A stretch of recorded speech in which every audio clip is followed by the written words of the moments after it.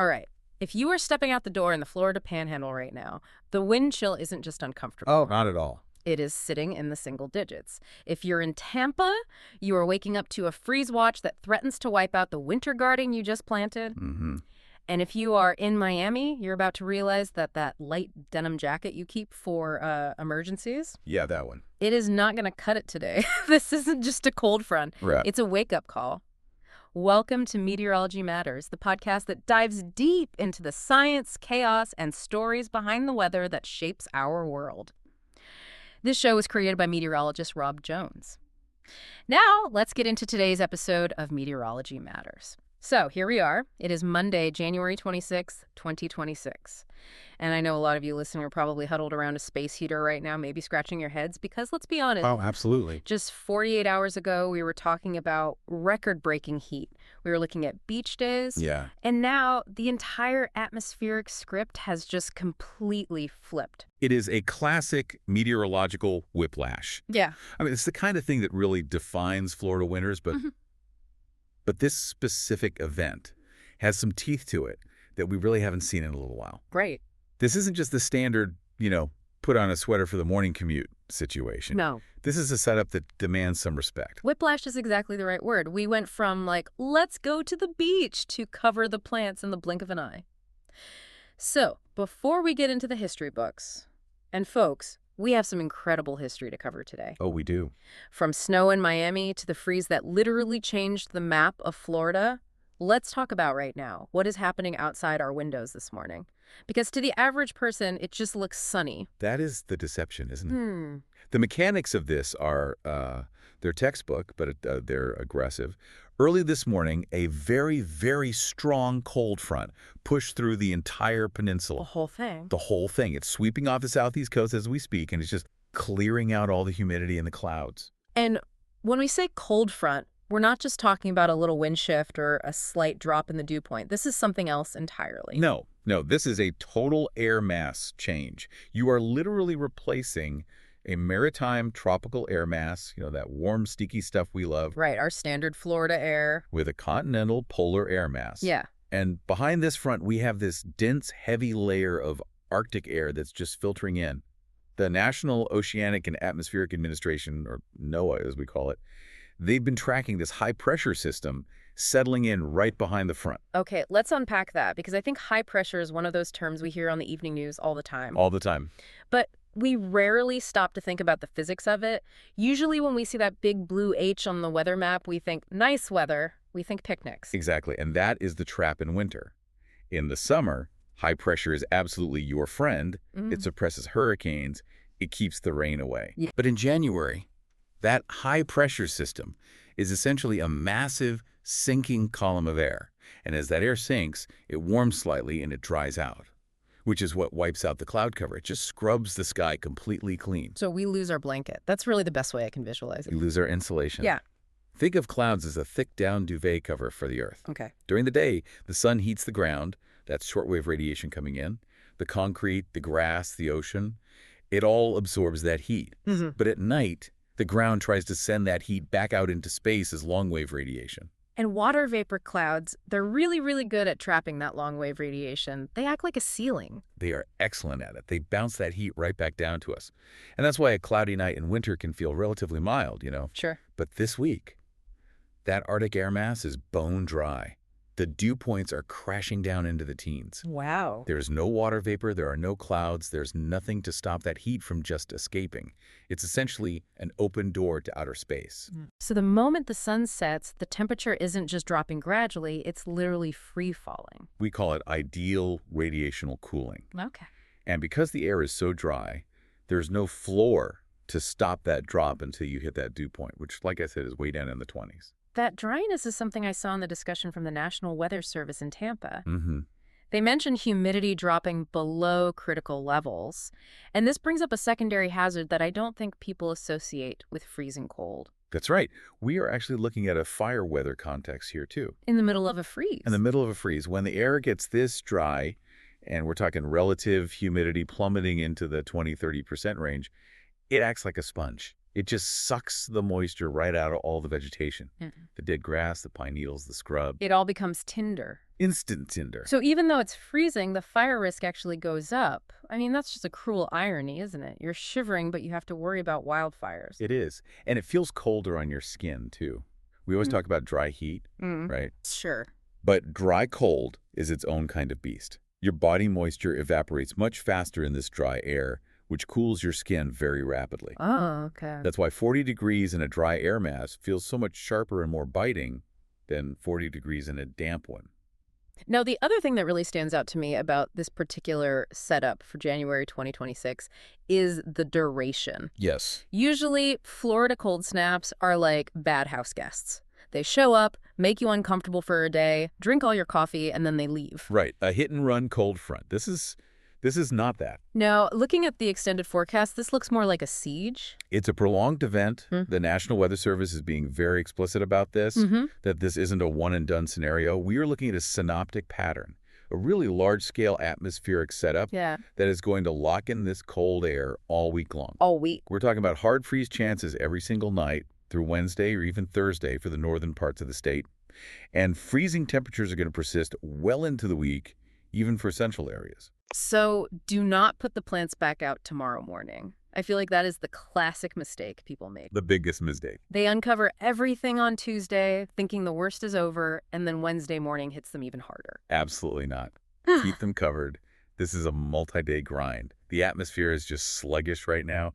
That high pressure isn't going anywhere fast. Okay, let's take a virtual tour of the state, because Florida is such a long peninsula, and the experience is going to vary wildly depending on your latitude. I want to make sure everyone listening knows exactly what they are facing in their own backyard. Let's start up in the Panhandle the Freezer, as I'm calling it today, Tallahassee, Panama City. Chuckles. That's a good name for it. I mean, driving along I-10 right now must feel like driving through the Midwest. It is brutal. And dangerous is the word we really need to use. We aren't just talking about discomfort up there. The National Weather Service in Tallahassee has issued an extreme cold warning and a hard freeze warning. And the numbers absolutely back that up. I was looking at the data points for Tallahassee for tonight, Monday night. We are dropping to 24 degrees Fahrenheit. 24 degrees. And you have to remember, that is the air temperature measured at 5 feet off the ground in a sheltered box. Right, that's the official number. When you factor in the wind, which is coming in from the northwest, it's advecting or transporting. That cold air in the wind chills are ranging from 9 degrees to 20 degrees. Single-digit wind chills in Florida. That is physically painful. It really is.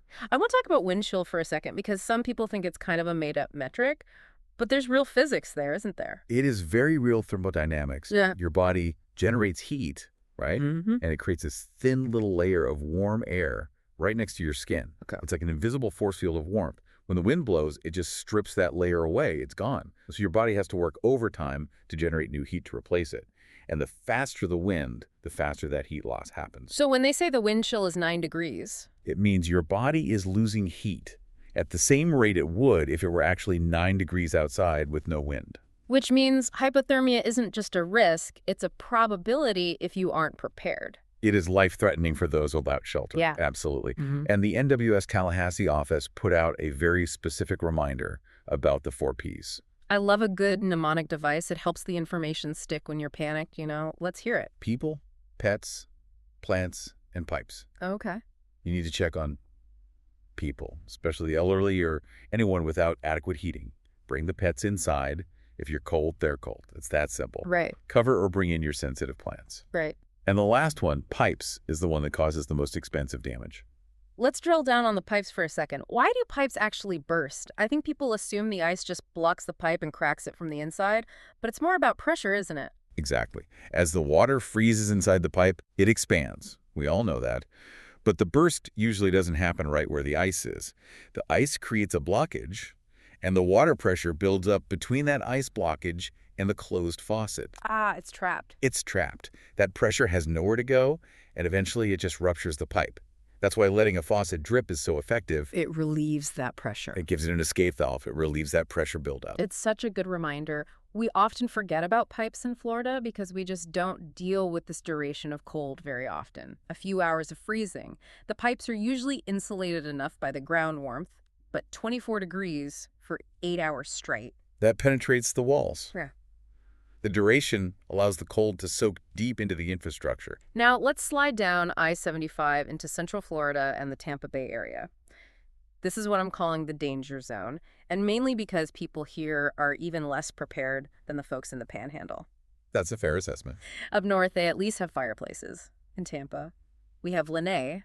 Chuckles. That's right. The architecture changes as you go south, doesn't it? We build our homes to release heat, not to trap it. And the data shows exactly why they need to be on alert. We have freeze watches and warnings extending deep into the peninsula. I saw Brooksville is forecast to plummet to 25 degrees. I mean, that is a hard freeze. Yes, and even Tampa proper is looking at 36 degrees, with inland areas of Pasco and Hillsborough counties facing those hard freezing conditions. And this is where topography really matters. If you live in a low-lying area, cold air is dense. It sinks. It flows like water. It flows like water into the valleys and depressions. So while the airport might officially read 36, your backyard in a little valley could easily be 30. And it's interesting, the forecast discussion from Tampa mentioned that the showers are ending early this morning, Monday. So the story transitions so rapidly from, is it going to rain, to just pure cold. Correct.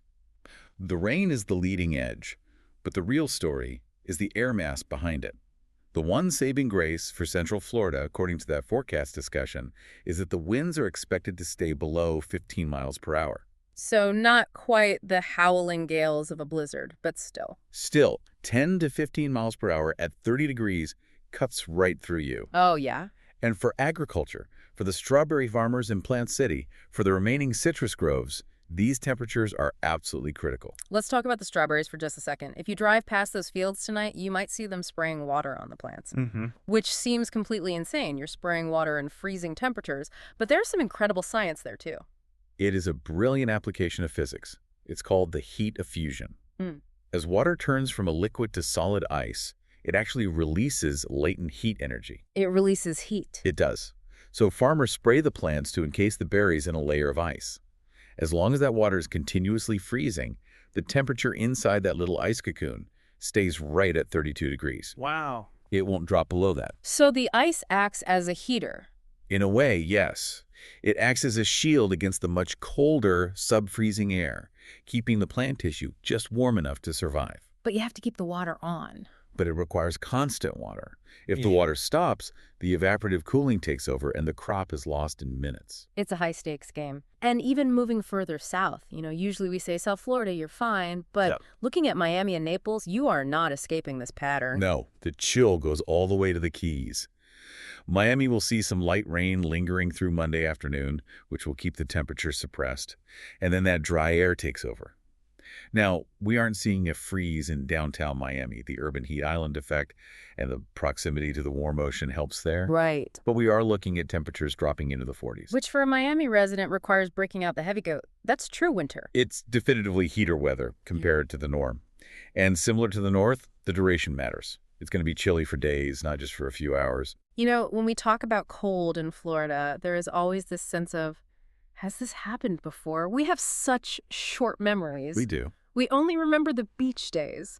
But looking at the history books, Florida has a really wild relationship with cold weather. And there's one date that I think every Floridian either remembers or has heard their grandparents talk about. January 19th, 1977. The day it snowed in Miami. It is the headline event of Florida weather history. It's legendary. It sounds like a myth, doesn't it? If you didn't see the photos, you wouldn't believe it actually happened. But let's unpack the meteorological story of 1977 because there are some eerie similarities to what we are seeing this week, even if the result isn't quite as extreme. There are similarities in the broad strokes for sure. In 1977, just like today, we had a strong Arctic front move through. But the setup then was it was perfectly aligned to funnel air straight from the deep Arctic. There was a massive, incredibly strong, high-pressure system situated right over the Mississippi River Valley. So it acted like a giant pump. Exactly. We call it meridional flow. Instead of the jet stream moving west to east, it took this massive dive south. It pumped that frigid air all the way down the spine of the continent. Yeah.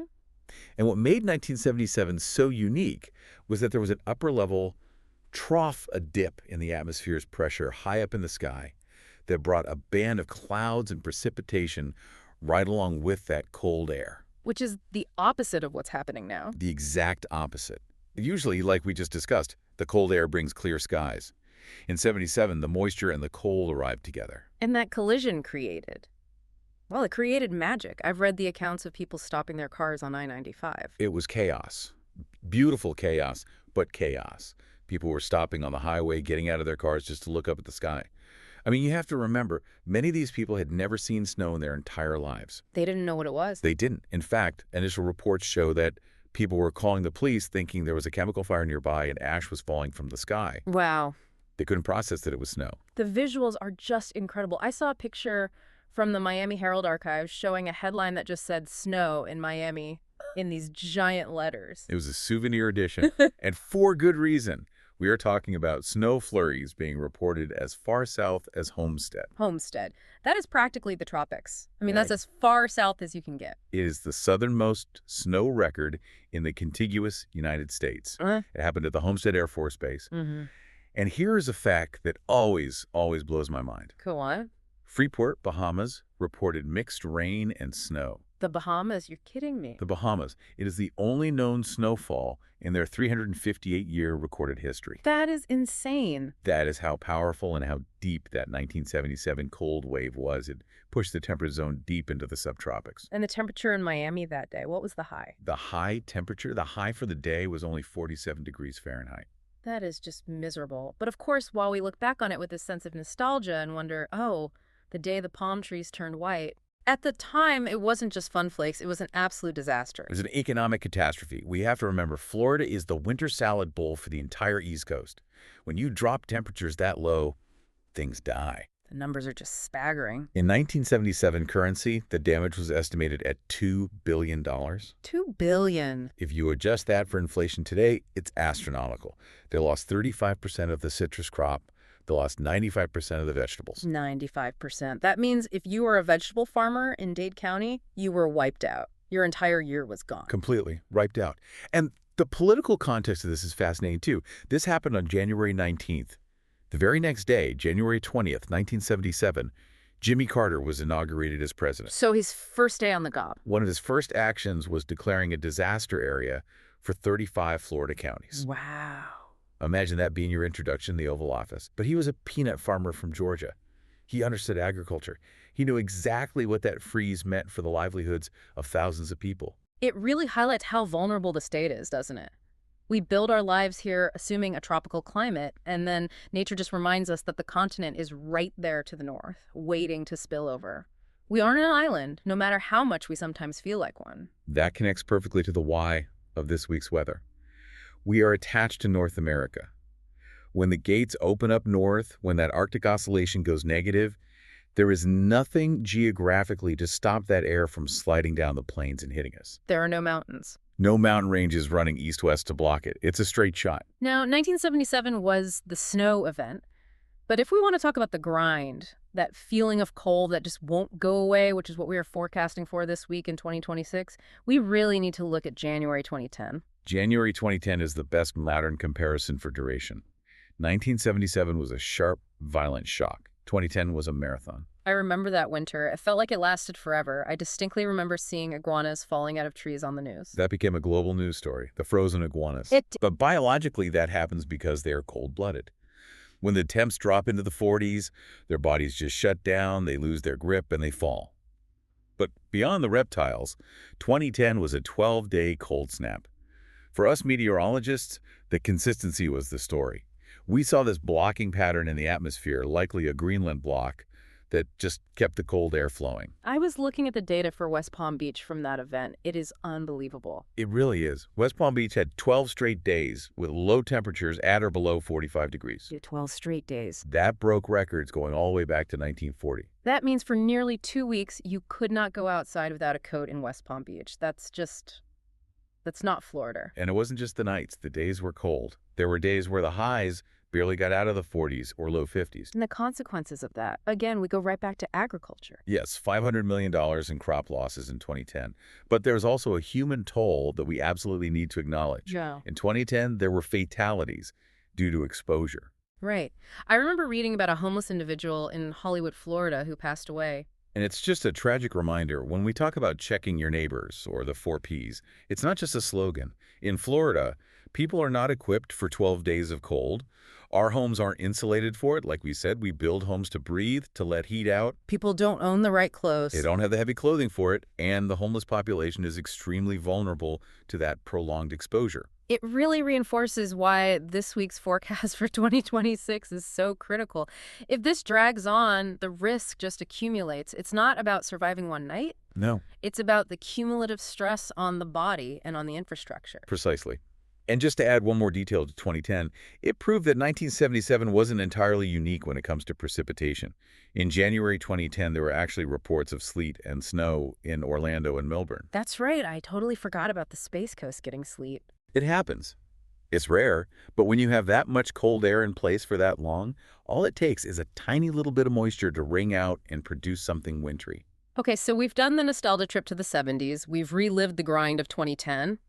But if we really want to understand why Florida looks the way it does today, I mean, why the oranges are where they are, we have to go way back. Way back. We have to go to the 19th century. The Great Freeze of 1894 and 1895. This is the event that changed everything. It was a landscape change, Yeah. literally. Yeah. Before this winter, the heart of the Florida citrus industry wasn't in Central or South Florida. No way. It was in North Florida, around Jacksonville, St. Augustine, all along the St. Johns River. That seems unimaginable now. Growing oranges in Jacksonville, that's almost Georgia. It was thriving. They were producing millions of boxes of fruit. The railroads were built specifically to haul this fruit north.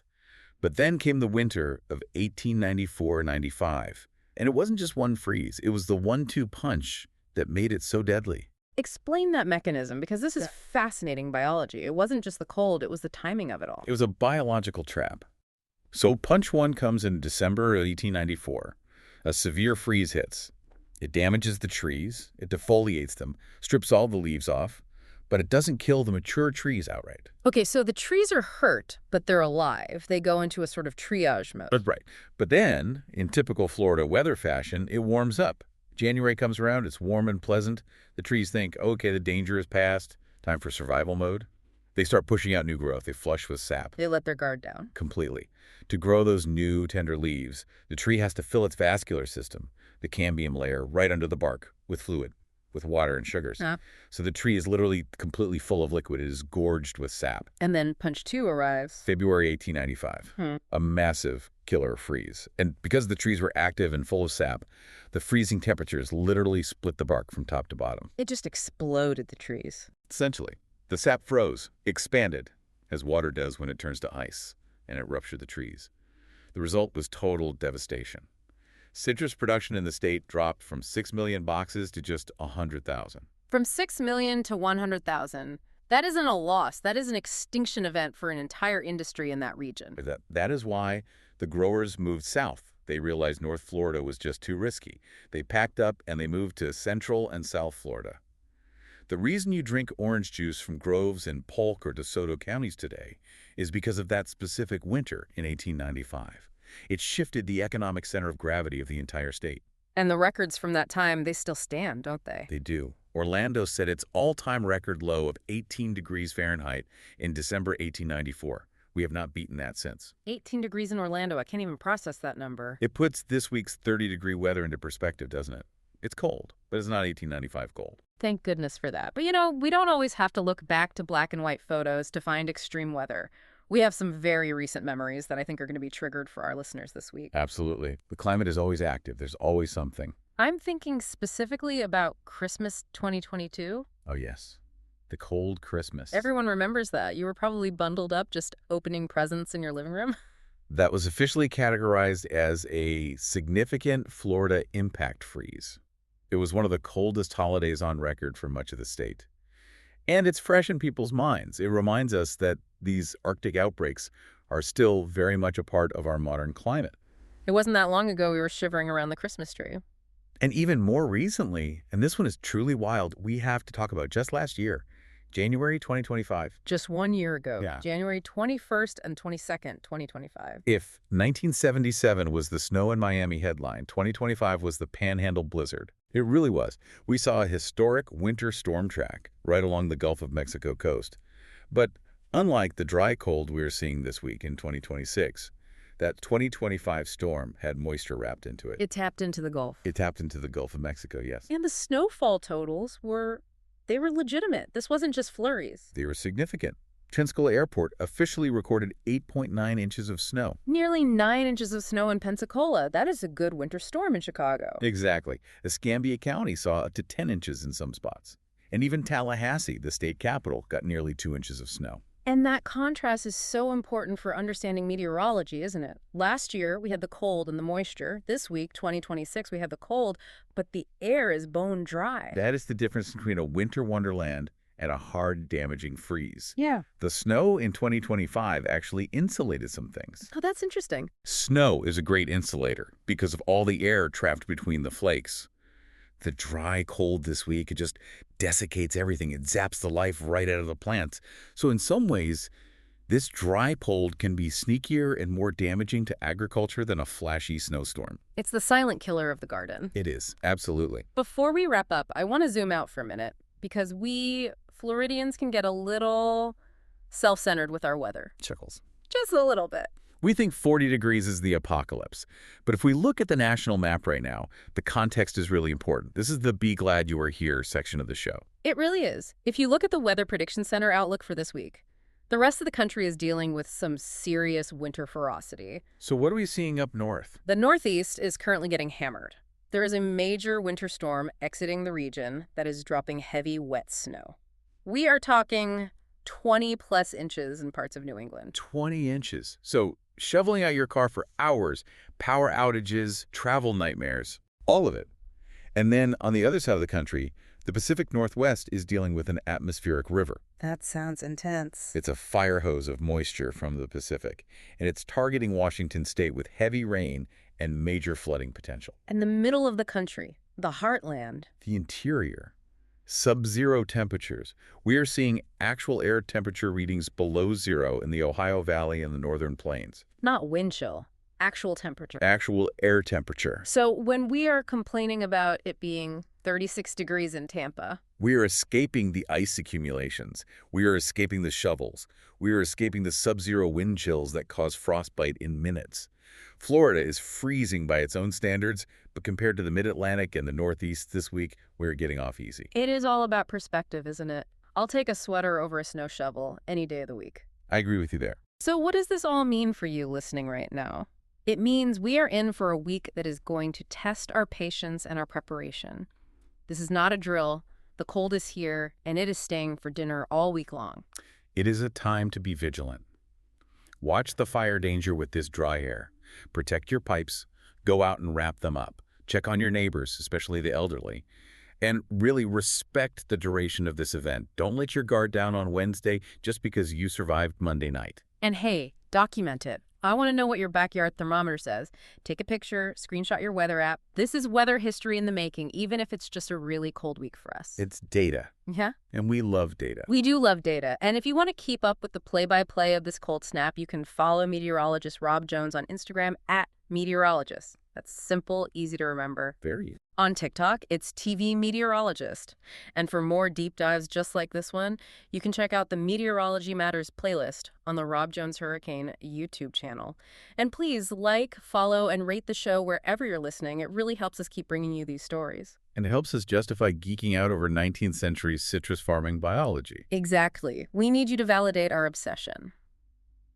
You've been listening to Meteorology Matters, created by meteorologist Rob Jones. Thanks for listening, and remember, meteorology always matters.